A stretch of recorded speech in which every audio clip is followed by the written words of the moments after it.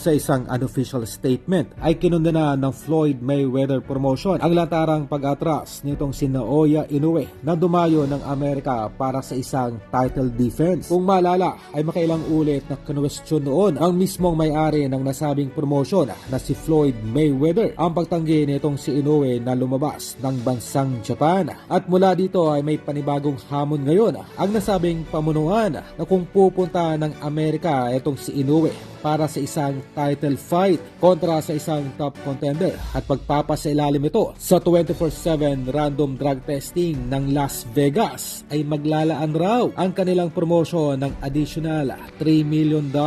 o humigit kumulang 150 million pesos bilang bonus dito kay Inoue kung ito ay mananalo via knockout sa Amerika. Ito ay nangangahulugan lamang na may duda itong si Mayweather sa lakas nitong si Inoue na mistulang nakukuha lamang nito dahil sa tulong ng mga enhancement drugs o yung mga ipinagbabawal na kemikal na malabong ma-verify dahil sa questionable at manumalyang drug test na isinasagawa dito kay Inoue sa loob ng kanilang baluarte sa Japan. Ang plano sa likod ng pagbibigay ng $3 million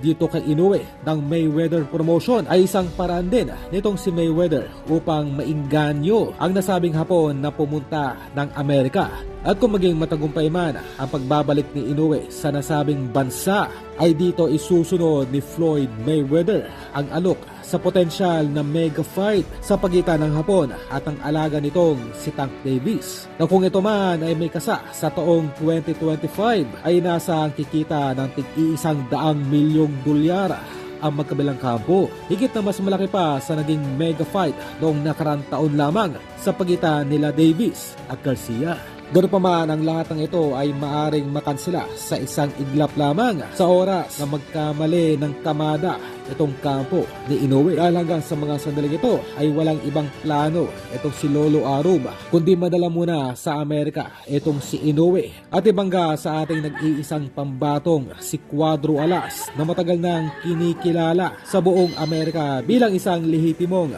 elite fighter.